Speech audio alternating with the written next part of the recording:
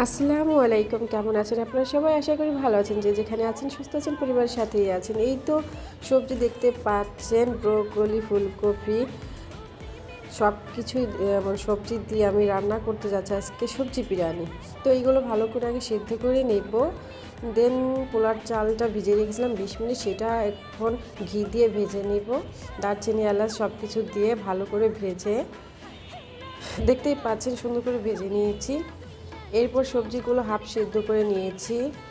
তো এর মাঝেই চালগুলো ভেজে একদম মরিচ, পেঁয়াজ দিয়ে, রসুন দিয়ে ভেজে নিয়েছি।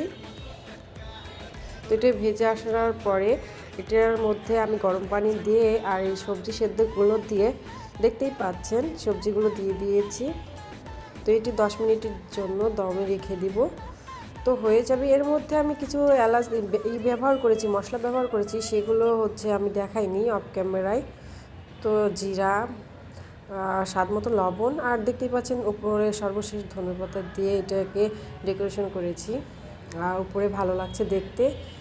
আর এটা এত স্বাদের হয়েছে বলার ভাষা নেই। ও আরেকটা নতুন কথা, এটার মধ্যে কিন্তু আমি ডাল গুঁড়ো করে দিয়েছি, ব্লেন্ডার করে, মাসকলের ডাল, যেটা আরও সেন্ট তৈরি করে দিয়েছে। তো দেখতেই পাচ্ছেন অসাধারণ হয়েছে রান্নাটা, আর খেতেও দারুণ হয়েছে। বাই বাই, সবাই ট্রাই করুন বাসায়। আল্লাহ হাফেজ।